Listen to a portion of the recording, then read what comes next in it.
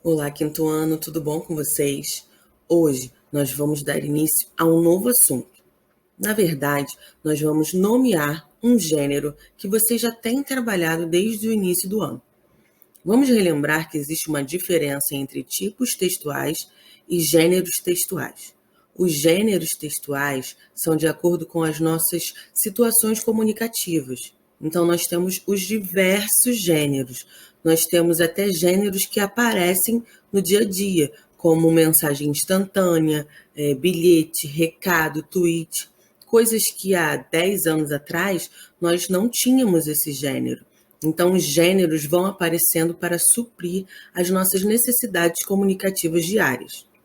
Já os tipos textuais são fixos e são cinco: a narração, a descrição, a injunção, a argumentação e a exposição.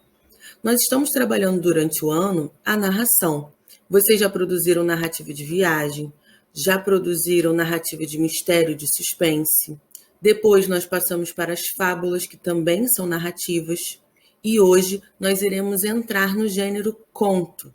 A partir de hoje, nós iremos nomear, analisar e produzir efetivamente o gênero conto. Mas por que o conto neste momento?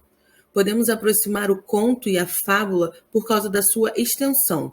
O conto também é uma narrativa curta.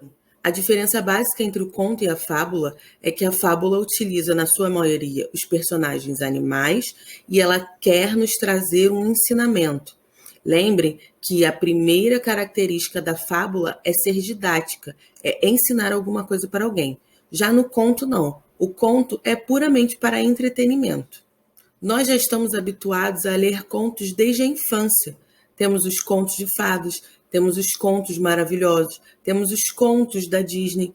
Todas essas histórias que foram musicadas ou transformadas em longa-metragem são contos, são histórias curtas, histórias que podem se ler de uma vez só. E são essas que iremos começar a trabalhar neste momento. Vamos relembrar dos elementos da narrativa? Vocês se lembram do pente? A narrativa tem elementos obrigatórios. São os personagens, o enredo, o narrador, o tempo e o espaço. Esse é o pente. São os elementos essenciais da narrativa. E com o conto não é diferente. O conto é uma das narrativas mais clássicas. Então, ele terá personagens, narrador, terá um enredo, porque toda narrativa tem uma sequência de ações, terá um tempo, que pode ser determinado ou não, e terá um espaço onde aquela ação se passa. Hoje eu trouxe um conto de Carlos Drummond de Andrade para que vocês possam observar essas características. Drummond é um grande poeta, mas também foi um grande contista, e hoje eu trouxe o conto Histórias para o Rei. Acompanhem comigo. Nunca podia imaginar que fosse tão agradável a função de contar histórias, para a qual fui nomeado por decreto do rei. A nomeação colheu-me de surpresa, pois jamais exercitara dotes de imaginação, e até me exprimo com certa dificuldade verbal. Mas bastou que o rei confiasse em mim para que as histórias me jorrassem da boca à maneira de água corrente. Nem carecia inventá-las, inventavam-se a si mesmas. Este prazer durou 6 meses. Um dia, a rainha foi falar ao rei que eu estava exagerando. Contava tantas histórias que não havia tempo para apreciá-las e mesmo para ouvi-las. O rei, que julgava minha facúndia uma qualidade, passou a considerá-la defeito e ordenou que eu só contasse meia história por dia e descansasse aos domingos. Fiquei triste, pois não sabia inventar meia história. Minha insuficiência desagradou e fui substituído por um mudo, que narra por meio de sinais e arranca os maiores aplausos. Esse, então, é um conto do Drummond, Carlos Drummond de Andrade, chamado Histórias para o Rei. A gente, então, pode observar o autor do texto, né, que eu disse para vocês de início. Quantos parágrafos tem esse texto? Esse é um texto curto. Ele tem somente 2 parágrafos. Mas isso não é algo fixo do conto. O importante é que ele seja um texto curto, mas não necessariamente 1 ou 2 parágrafos. Ele pode ser um pouco maior. Contos, por exemplo, como a Cinderela, a Gata Borralheira, O Gato de Botas, João e o Pé de Feijão, contos maravilhosos, contos de fadas, eles têm um pouco mais de extensão, mas continuam sendo um conto, porque nós podemos contá-lo em 40, 50 minutos, então são textos curtos. Quanto ao narrador, que tipo de narrador é esse aqui? Vamos voltar ao texto? Logo na primeira sentença do texto, na primeira frase do texto do primeiro parágrafo, diz o seguinte: nunca podia imaginar que fosse tão agradável a função de contar histórias para a qual fui nomeado por decreto do rei. Então, fui nomeado. Esse verbo se refere à própria pessoa ou a uma terceira pessoa? Fui. Eu fui, certo? Então, aqui, logo de início, nós podemos observar que é um narrador personagem. Outra coisa interessante de se observar que somente pela palavra nomeado nós podemos já recuperar que o contador é um homem, porque senão seria fui nomeada, ok? Então a gente tem que prestar atenção nos detalhes da escrita, dos adjetivos e dos verbos utilizados para conseguir interpretar o todo do texto. Quem são os personagens que aparecem nesse texto? Lembra do Pente? Nós já vimos então aqui que tem um narrador, e esse é um narrador personagem. Agora, quem são os personagens que aparecem nesse texto? Então aparece o contador, o rei, a rainha, e no final aparece um novo contador, um mudo. Então esses são os 4 personagens do texto. Eu poderia dizer que o protagonista é o contador, mas o antagonista não é a rainha. Nesse caso aqui, o antagonista não é alguém físico. O antagonista, nesse conto, é a impossibilidade, é o ímpeto, é a vontade de contar demais que o contador tem. Então, é a impossibilidade dele de refrear as suas emoções, de segurar um pouco essa vontade de transmitir as histórias. É isso que o impede de prosseguir até o final sendo o contador do rei.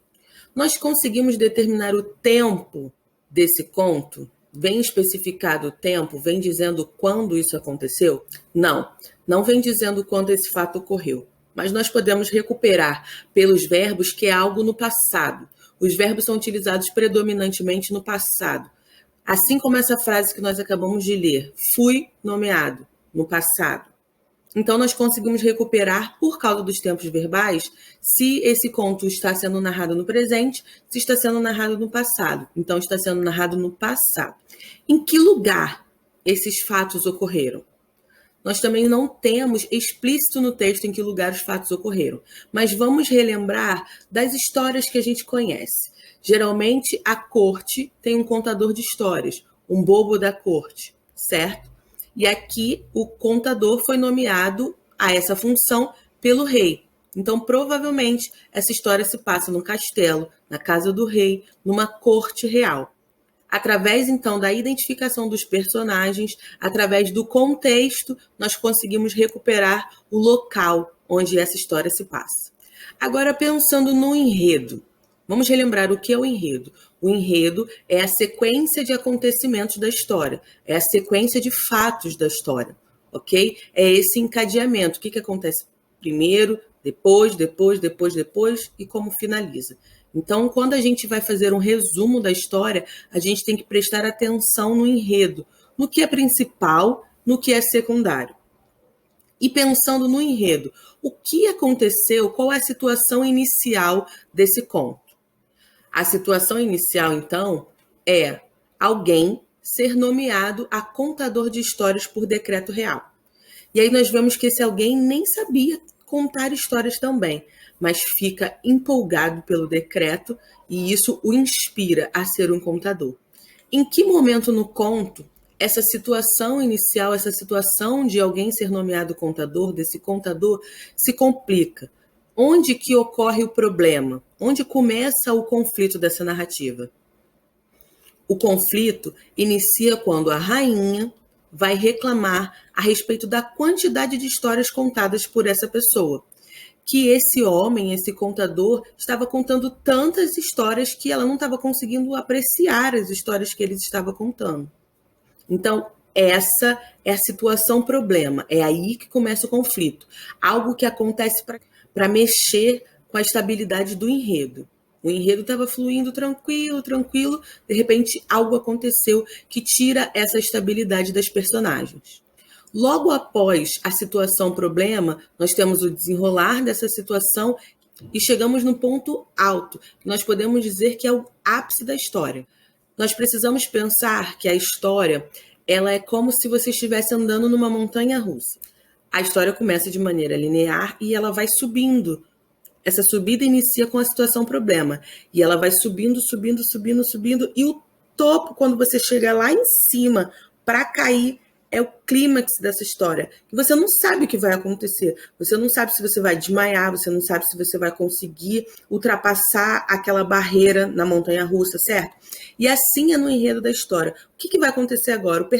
A personagem vai conseguir ultrapassar essa barreira? Ela vai conseguir vencer esse obstáculo ou ela vai ser derrotada? Então, o clímax dessa história, desse conto que nós estamos lendo, Histórias para o Rei, é quando o rei emite um decreto dizendo que o contador só deveria contar meia história por dia e descansar aos domingos. E isso foi bem problemático. Por quê? Nós temos o clímax. Então, o rei fez esse decreto. O que vai acontecer agora? O que será que a personagem vai fazer? Como será que ela vai sair dessa situação? O que aconteceu? Desce de novo a história para terminar essa jornada na montanha-russa do enredo. O que acontece nesse conto? A personagem não consegue dar conta de só meia história por dia, porque ele não sabia inventar meia história. Então, o desfecho dessa história é o nosso contador, personagem principal, sendo substituído por outro contador, mudo e que contava através das línguas de sinais e contava aparentemente muito melhor do que ele, porque arrancava risadas de todas as pessoas. Se a gente for comparar, então, o início desse conto com o final do conto, nós observamos que a personagem principal vai do ápice da felicidade à tristeza profunda, ao ser trocado por outro contador. Assim, observando todos esses elementos, nós já fizemos toda a interpretação desse texto. Nós já observamos as personagens, o enredo, o narrador, o tempo, o espaço. Lembre-se que nós estamos fazendo análise do enredo, da história, da trama, e não especificamente da gramática utilizada nele, ok? Mas por falar em gramática, por falar em palavras, algumas palavras utilizadas nesse texto dificultaram um pouco a sua compreensão dele? Vocês já haviam ouvido falar da palavra facúndia? Facúndia significa aptidão para discursar, eloquência, uma pessoa eloquente, que fala bem em público, que discursa bem. É uma pessoa que tem facúndia.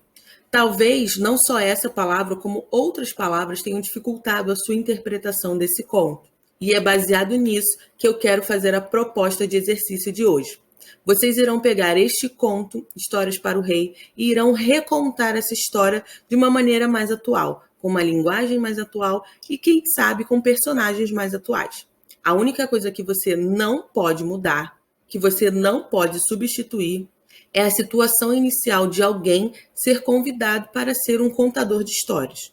No mais, você pode mexer em todos os pontos do enredo, com as personagens, pode aumentar um pouco mais o conto, talvez dar um desfecho diferente, aí fica a seu critério. A única coisa que precisa ser mantida é essa situação de alguém ser chamado, nomeado por decreto, aí vai da sua imaginação para ser um contador de histórias. Você pode recontar essa história da maneira original? Sim, pode recontar essa história da maneira original, mas com uma linguagem mais atualizada.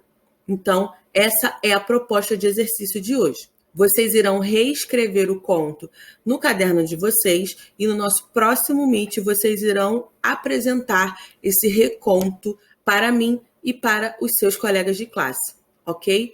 Qualquer dúvida, entre em contato comigo pela agenda ou pela plataforma LMS. Um beijo e até a nossa próxima aula.